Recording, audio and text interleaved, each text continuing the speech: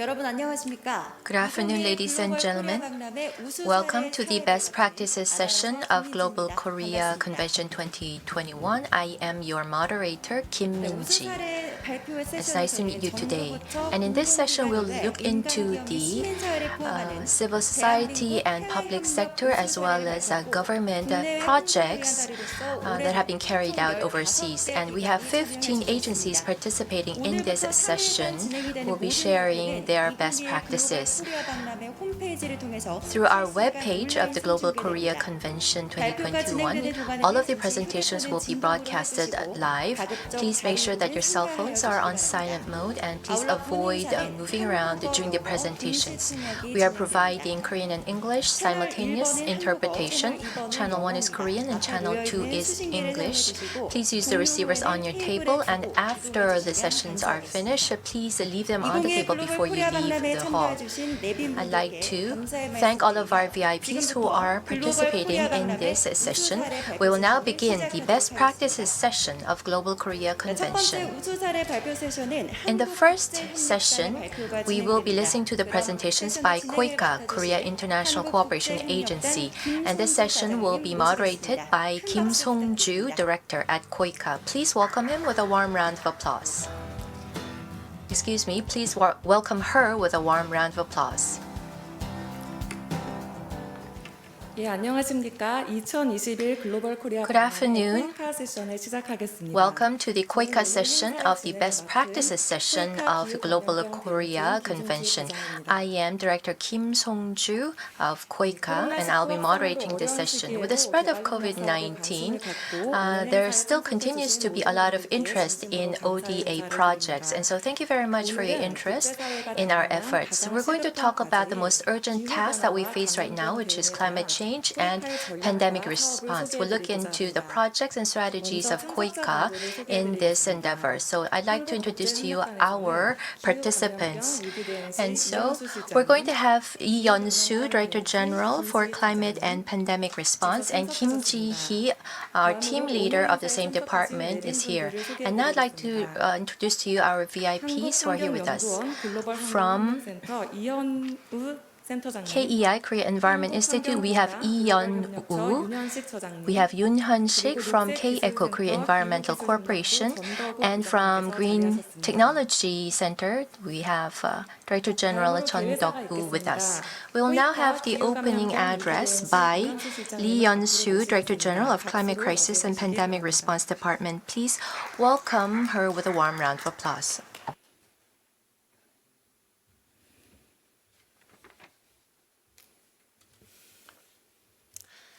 Good afternoon.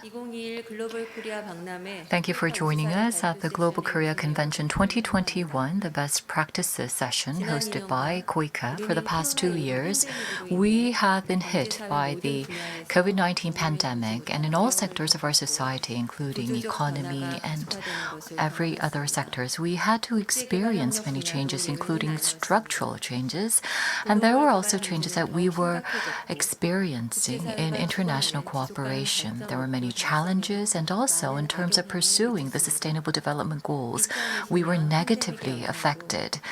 In 2021, because of the pandemic, 100 million people have fallen under the poverty line again. And around the world, we have seen the lockdown of countries. This has led to many challenges in terms of global cooperation for development. At the same time, we are faced with the greatest challenge of our time, climate change. Until last week in Glasgow of the UK, there was the COP meeting of the UNCCC, and under the COVID-19 situation, the greatest number of participants took part in the meeting. This is because the global community is collectively feeling the urgency of relevant challenges.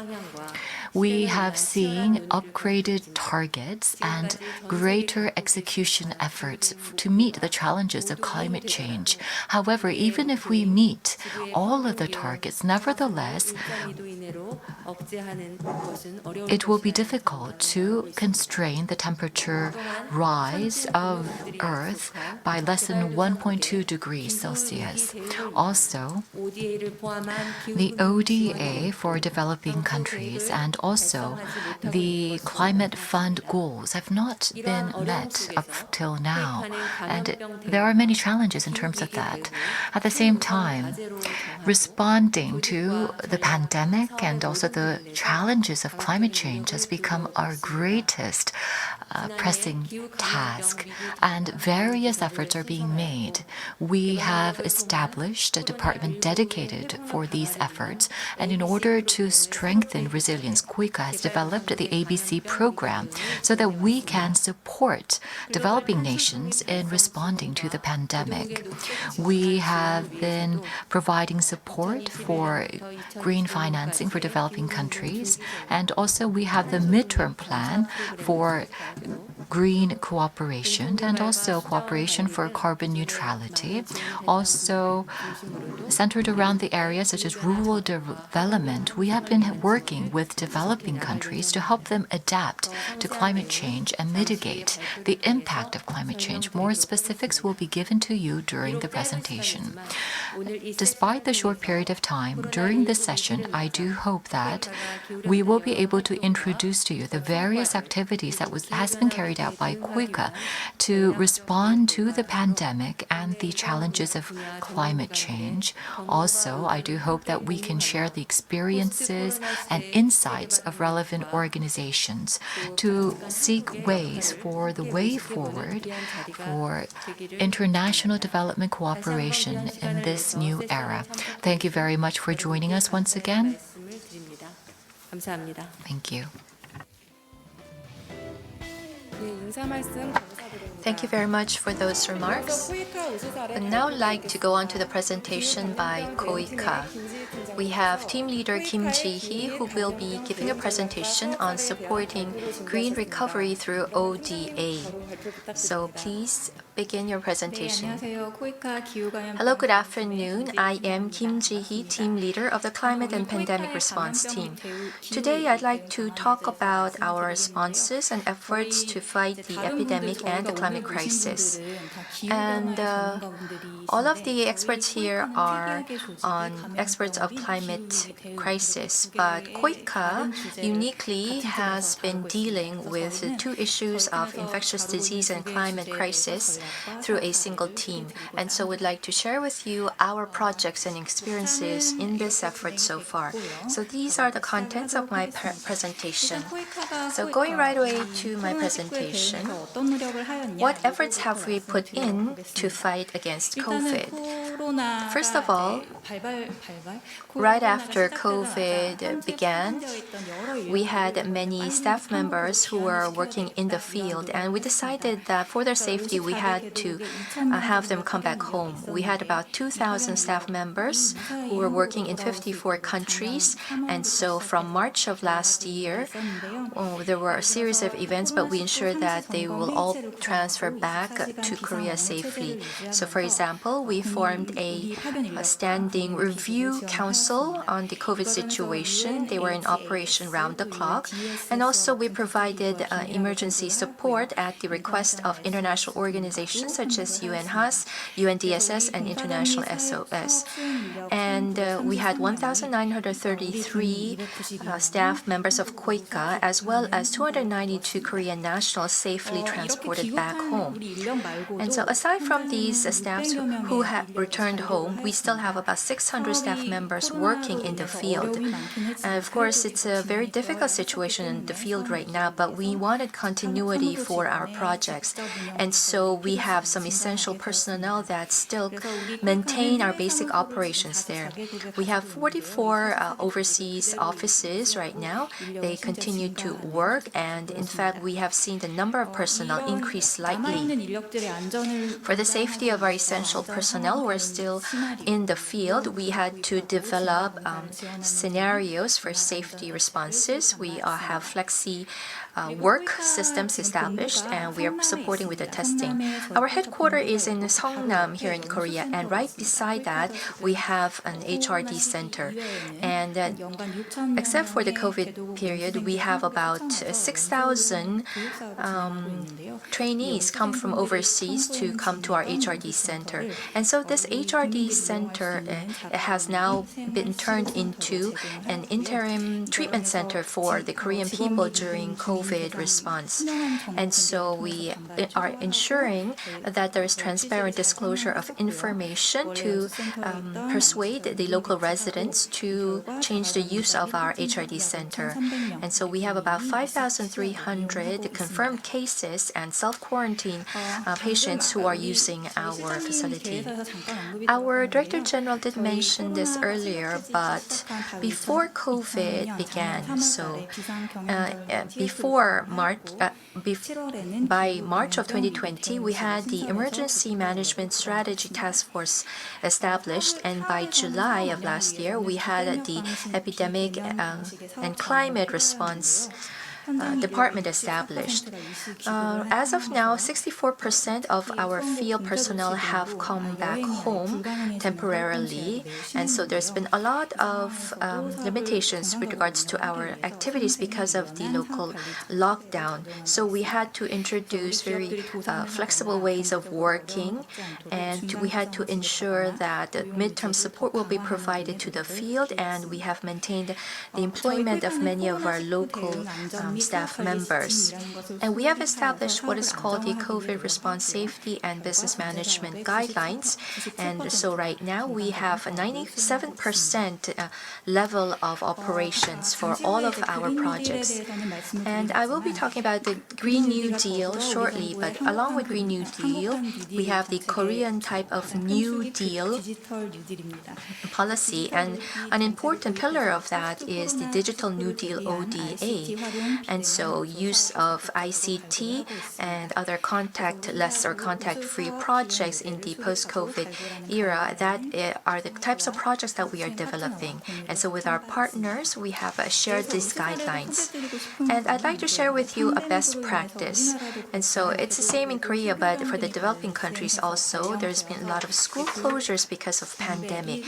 And so there's been a vacuum in education. In the case of Korea, we have excellent telecommunications network, and so we were able to introduce contactless or online education immediately. But for the developing countries, their situation is quite difficult, and so for some, they cannot have any online education programs implemented at all. And so we looked into how we can provide assistance to these countries. In the case of Tanzania, we developed the online contents for the different curriculum for the students there. And in Nigeria, we had established a pilot school, and we used to support a school there. And so we provided contents development, capacity building for these pilot school in Nigeria. In the case of Rwanda, we had online education for the teachers. We provided that training to about 6,600 teachers. Next, I'd like to talk about our response strategy in the fight against infectious disease. And in Korea, we have the ODA Comprehensive Basic Plan, which is revised every 5 years. So the third ODA Basic Plan is from 2021 to 2025, and that includes the COVID response ODA strategy implementation. And it is defined that we need to determine the needs of our partner countries and provide customized support. And so we developed the strategy, and the Ministry of Foreign Affairs also have developed what's called the Development Cooperation Initiative, Building Trust for a Safer World. And so based on these guidelines, we have developed the KOICA ABC program, Agenda for Building Resilience Against COVID-19 through Development Cooperation. And so building trust is a part of the overall development cooperation, and this focuses on resilience strengthening against COVID, and it includes providing medical support to the vulnerable groups, capacity building, sharing of experience. And the program is from 2020 to 2024. The first phase is from 20 to 2021, so that is the emergency response phase.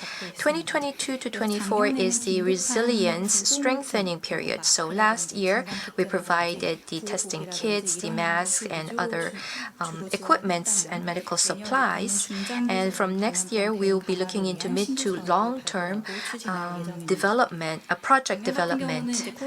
And last year, we didn't have any budget to fight against COVID-19. And it's the same for any other agency, not just COVID,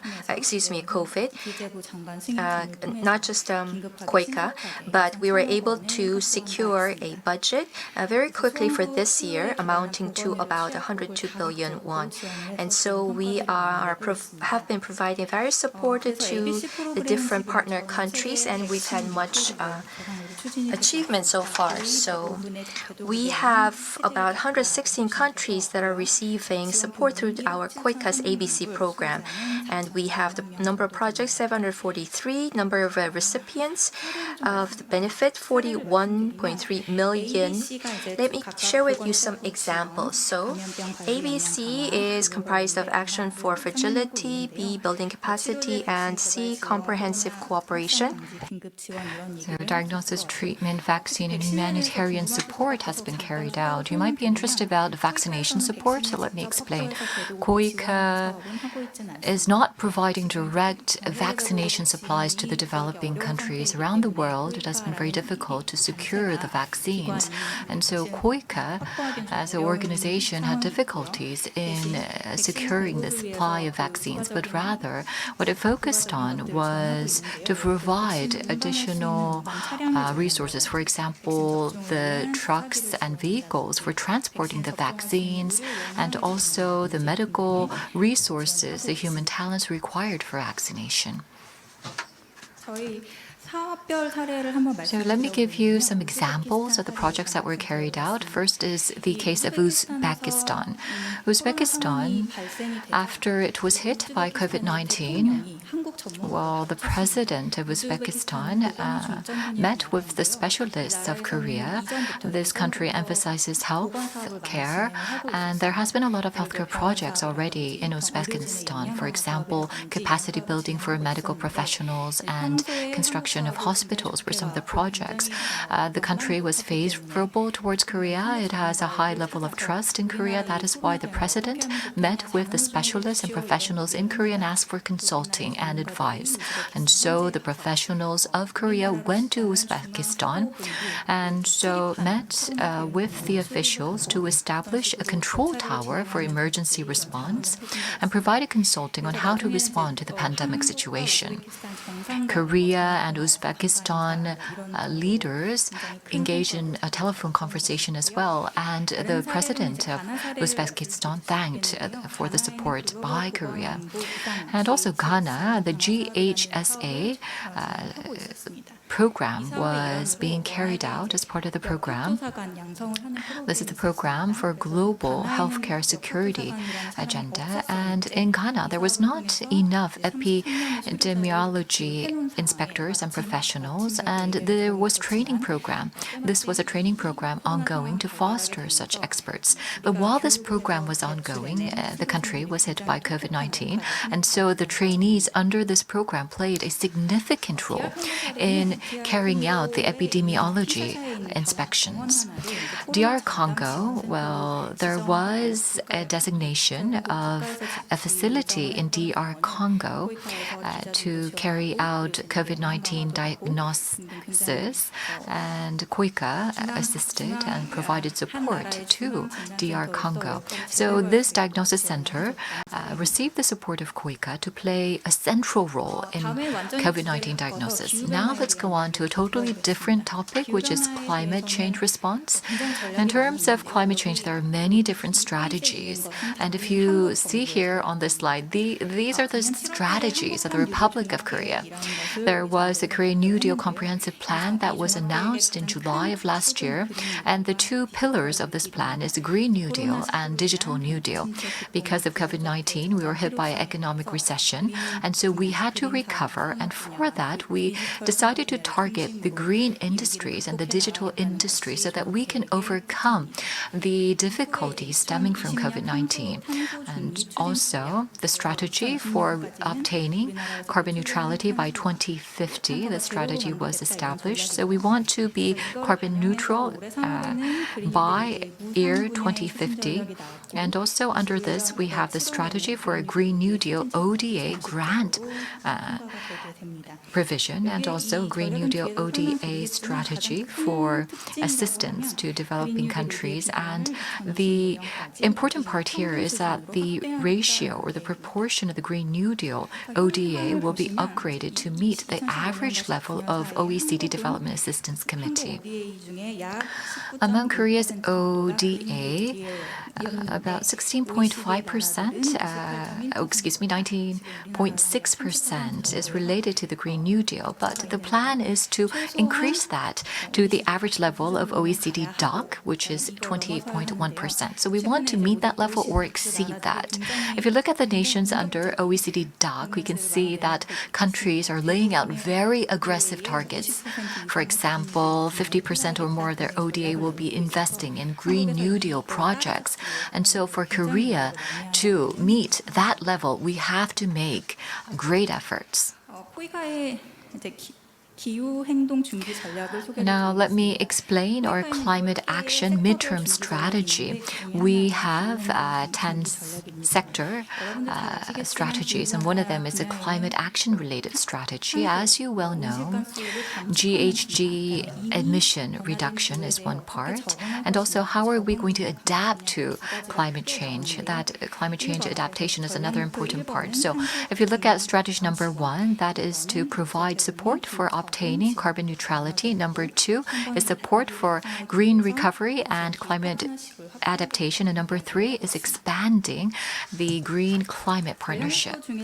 If you look at the detailed programs, as you can see here, number 1, under Strategic Objective 1, which is meeting the carbon neutrality goal, there is a low carbon transition program. There is also a program for promoting resource circulation economy, and also there is a program for environment-friendly green mobility provision expansion, and also to create carbon sinks.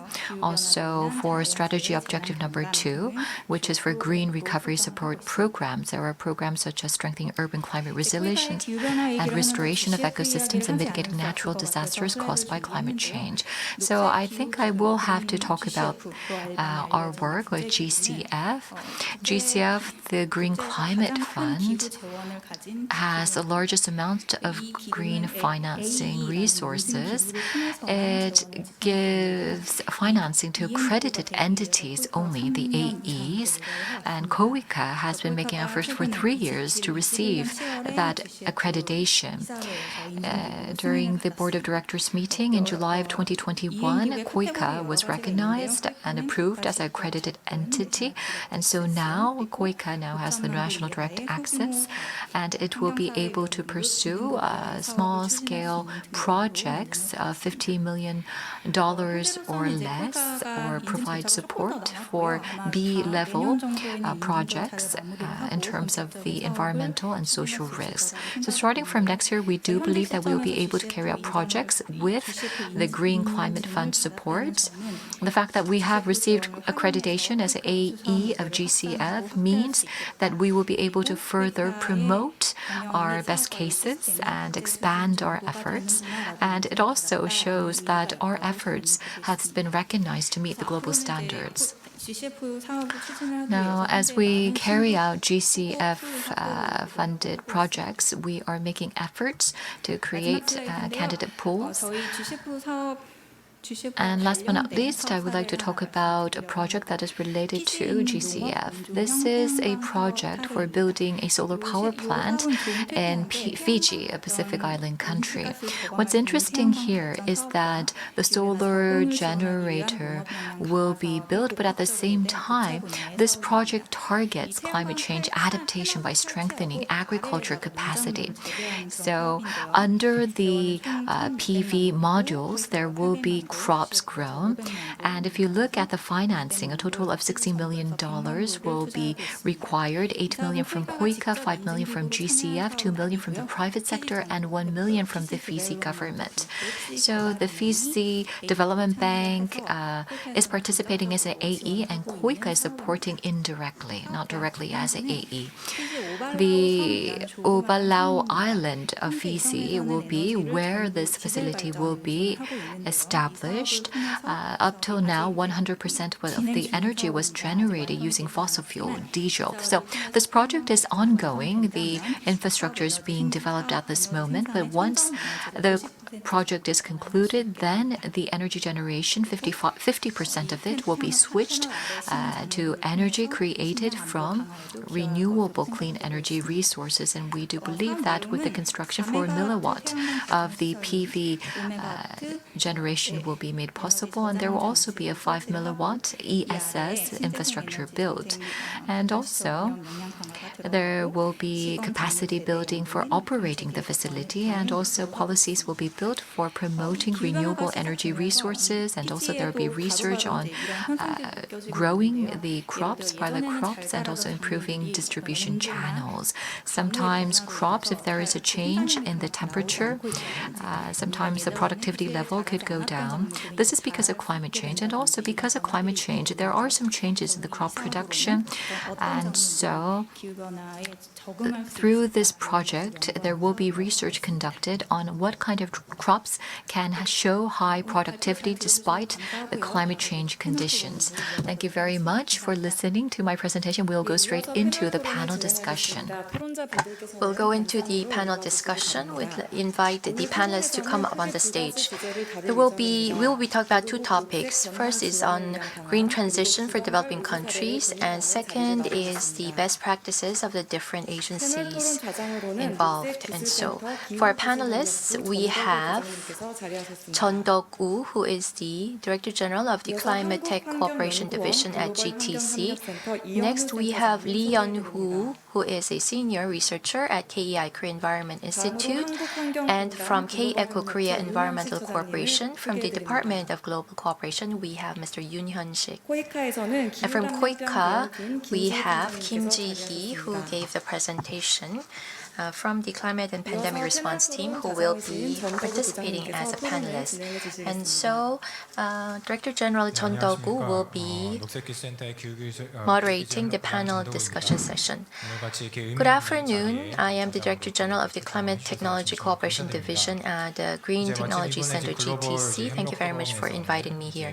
And in this year's forum, particularly this session, we are looking into the pandemic response as well as climate crisis response and the capacities that are needed globally for this response. And it seems that KOICA is leading in this efforts to fight against the pandemic as well as the climate crisis. So thank you very much for the presentations, sharing your experience of the different projects, what kinds of plans you have for future projects. Thank you very much for sharing that information.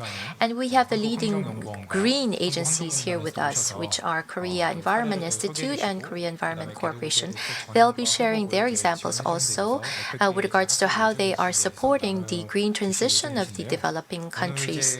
And so in this panel discussion, I will first begin with our GTC's example, or rather, we'd like to listen to the presentations by KEI and KOICA first, and then I will address some questions to our panelists. We have only about 20 minutes, and so I might have to speed up a little bit during the discussion, and we ask you for your understanding. First, I'd like to invite Center Leader Hyun-Woo of KEI, Korea Environment Institute.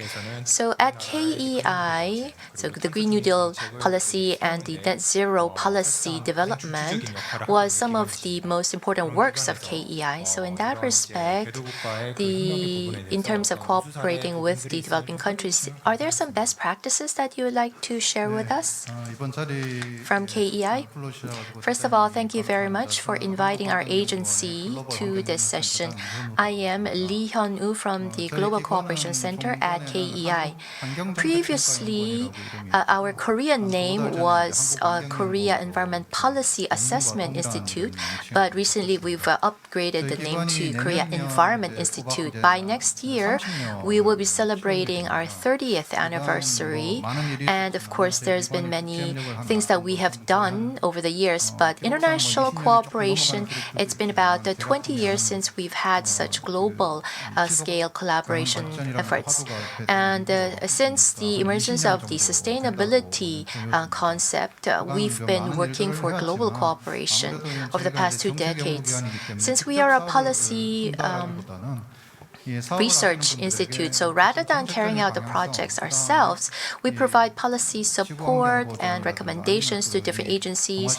Also in East Asia or other regional circumstances, what kinds of efforts are necessary. Those are the kinds of research that we've been doing mostly.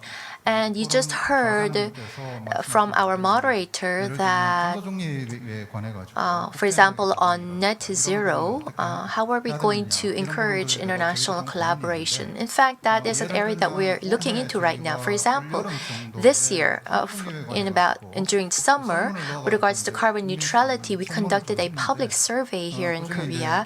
And one thing that was noteworthy was when you hear net zero or carbon neutrality, since we are emitting carbon within the country, is it right for us to focus on net zero just within the country, or should we place more focus on conducting overseas projects more for net zero? And we will be making the announcement soon, but I think the response was 50% was support for overseas projects, and about 20% of the respondents said we should focus only internally. So what the government is envisioning, what the government thinks is the right direction versus what the public thinks seems to have some gap. And so I think we need to have a shift in our mindset as we try to implement global projects in the future. So I wanted to share that recent work that we've done with you. And with regards to our best practice on international collaboration, well, we've worked in Latin America, also in Central Asia, and in Africa as well. And we feel that, I think, regionally speaking, I think collaboration with our neighboring countries, particularly with China or with Southeast Asia, would be most important for Korea at the moment. And so we've been focusing on these closer areas recently. With regards to the development cooperation, important countries would be the Mekong region countries, Cambodia, Laos, Vietnam. So with the royal academies and science academies and other government agencies, we are communicating with them closely. From the Lee Myung-bak government here in Korea, we had the green growth policy implemented. And so that was the beginning of our connection with these regional countries. And we've had annual contacts and exchanges since then. In 2018, we had the Korea Mekong Summit held. And at that time, with Cambodia, the presidents of Cambodia and Korea attended the ceremony for signing of an MOU with KEI and Korea Foundation for Humanities, as well as a Science Academy in Cambodia. And so that project continues today. As for the accomplishments this year, and I have a list here with me, but with Mekong countries, some of the things that we are doing would be environmental sustainability in Asia. This booklet is published every year, and this year begins the 2020s. And so with the Asian countries, what are we going to focus on in terms of the development cooperation over the next decade? So we are receiving assistance from the Secretariat of the ASEAN, and this report will be published by the end of this year. And under the next government and with KOICA, Ministry of Foreign Affairs, I believe that this will be quite helpful for the different agencies in setting the direction for development cooperation in the future, particularly for climate response and pandemic response. Also, in terms of online education programs with some countries, all of that information is available through our webpage, so please refer to that information in the future. In the case of KEI, they have a lot of work they're doing for policy formulation and establishment. And so in environment, they've been supporting the master plan planning for the many developing countries. And so thank you very much for sharing your best practices with us. Next, I would like to give a question to the representative from KOICA. Now, based on Korean law, KOICA is in charge of not only environmental pollution prevention, but improving the environment and also resource circulation, and also projects related to greenhouse gas emission reduction. So in terms of the environment and the green industry, this institute has played an important role in the environment sector, and it has a lot of know-hows. In terms of working with the developing countries, I'm sure that there are many best practices, so if you can share such best practice and experiences, that would be very helpful. Thank you. Yes, thank you.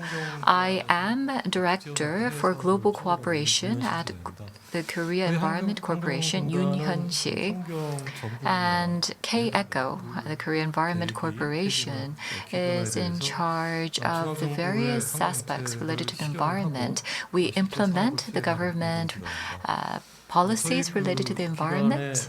We are a public corporation, and we have actually worked with KOICA on many occasions to carry out the projects to help developing countries. And I thought about what kind of project should I introduce here as best practice.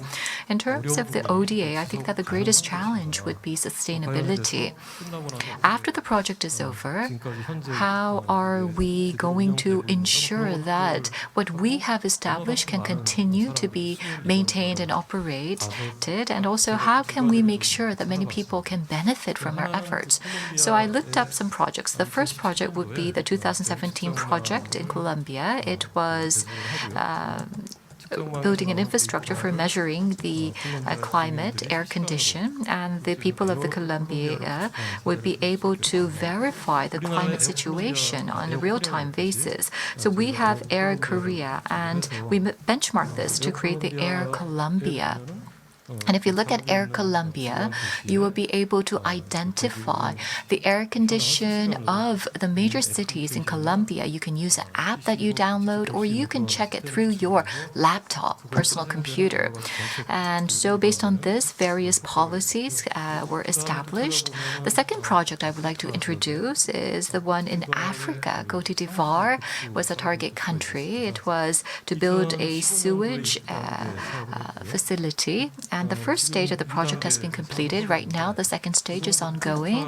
And KOICA, with a French aid corporation organization, co-funded this project. So about 300,000 to 400,000 people benefited from this project. Côte d'Ivoire and the capital region, still there are people who cannot be provided with fresh water for drinking, and so they have to purchase the water. That leads to a lot of expenses and costs, and also the water quality itself was not that good. But through this project, we were able to help those in poverty, the low-income neighborhoods.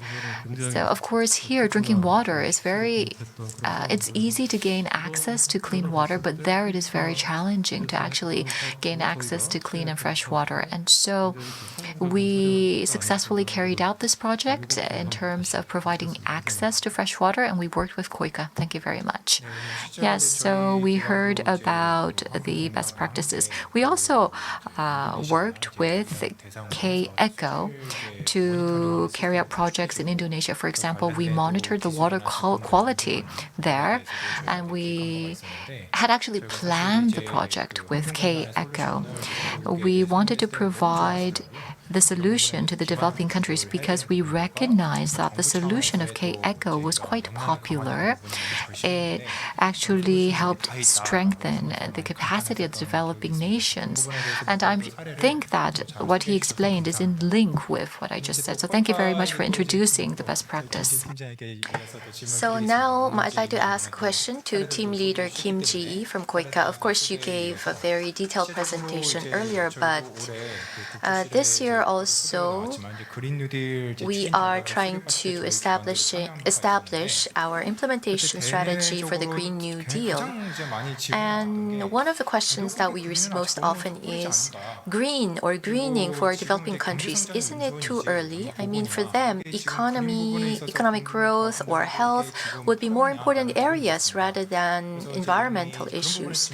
And so I'd like to ask you that question. So you said that you have 44 overseas offices, and so how much of a demand for greening or environmental projects are there in the developing countries? In fact, there is a very high level of demand. All of the developing countries, and in fact most countries, they have submitted their NDCs, and so in that process, the country's situation and conditions and the future plan, they are going through that continuous review process. And so the recipient countries, in terms of technology or resources, have a lot of shortage, and that they are acknowledging that. So they are asking for a lot of assistance from Korea and other developed countries. And so on the issue of green or greening, there seems to still be some prejudices. You know, this is not going to be profitable, this is going to be a stumbling block and others. So for KOICA to secure sustainability in the green ODAs, I mean, what would be a good approach, or what kinds of principles do you have to keep in mind?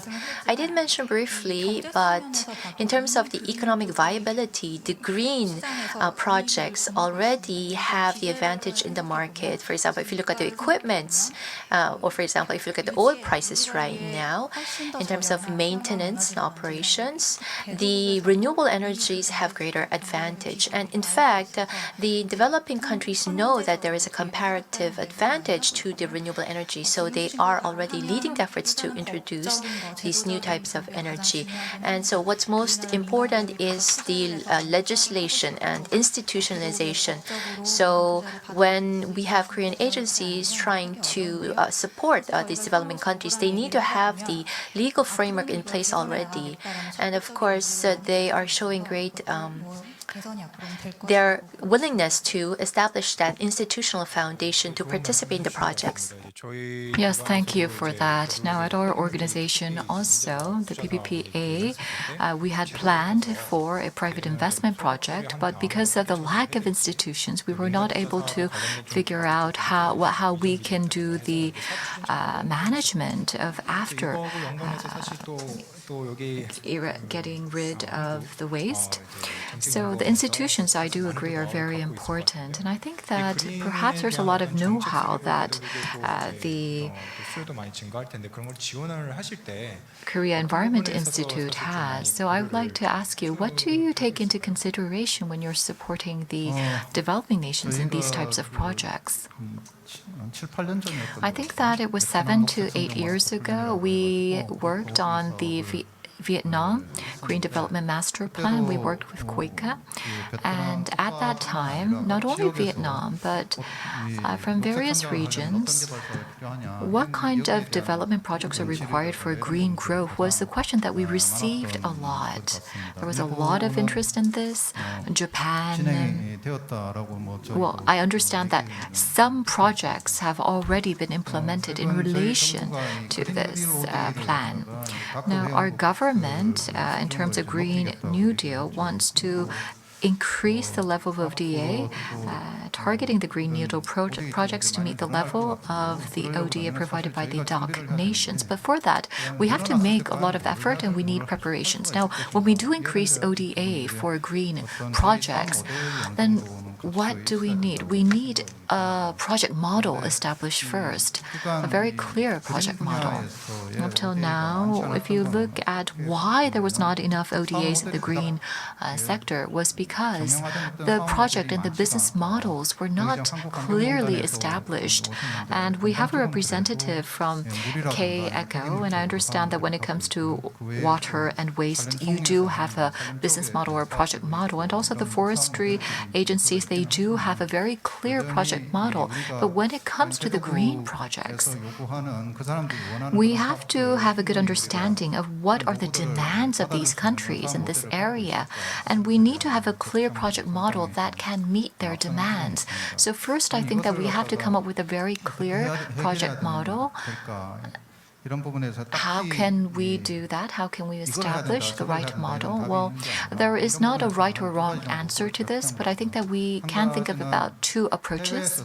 First of all, now, if you look at some of the DOC members, for example, European countries and Japan, these countries have been providing a lot of financial support to countries in Africa and Southeast Asia. So I think that we can take a look at some of the projects that the DOC nations have been supporting, and we can take a look at the models and see what models would be right for us. So I think that can be a good approach. And number two, well, this year is 2021, and I mentioned about how our organization is preparing for a publication.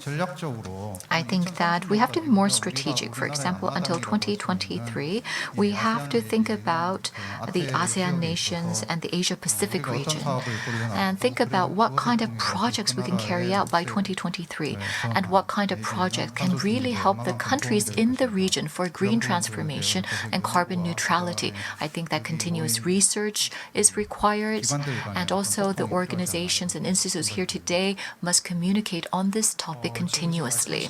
Yes, thank you very much. Like you said, we need to come up with the right business or project model.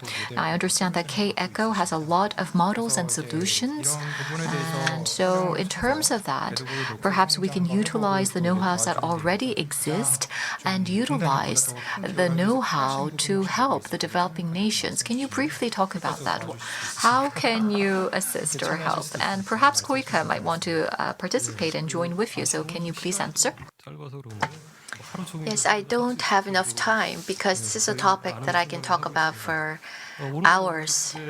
But anyhow, we do have things to talk about in terms of COVID-19 as well as the Green New Deal as well. In terms of COVID, medical waste has been a very important issue. So with UNDP and KOICA and many different important organizations around the world, we've had a seminar on this topic. So this is a sudden issue that we face because medical waste wasn't a serious problem before COVID, particularly for for developed developing countries, they are facing a crisis right now. And so some new thoughts came to my mind, which is since KOICA is conducting a lot of medical projects in the developing countries, for example, supporting the hospitals in the developing countries, maybe we could link those existing projects with medical waste in order to address this newly emerging problem at the same time. With Suncheonyoung Hospital here in Korea and our corporation, Suncheonyoung Hospital is a hospital that is dedicated to the epidemics and respiratory diseases, and so we are looking into how we can strengthen our cooperation with this hospital. On Green New Deal, we had the COP26 end recently, and an important treaty emerged, which is an international methane agreement in which 180 countries signed on. And so from 2018, there will be a 30% reduction in methane emissions. And so if you look at the field of methane, as far as what I know is a lot of organic waste is producing a lot of methanes. And also, sometimes there are industries where methane reduction and emission happens at the same time. And so the signatories have the roadmap for methane emission reduction in place. And so I think we will need to focus on this new area and enhance cooperation further. And so you have shared with us excellent examples and best practices with us. And this, I'm sure, will be helpful in strengthening our collaboration with other Korean agencies and other international organizations as well. And so we look forward to another good opportunity for further discussions next time, led by KOICA. And with this, I would like to end this session, and I will turn over the microphone to the MC. Yes, I would like to thank our participants for sharing the best practices and think of way forward to cooperate with KOICA in this field. I thank all the participants joining us. With this, we would like to conclude the Global Korea Convention 2021 KOICA session. Thank you for your attention.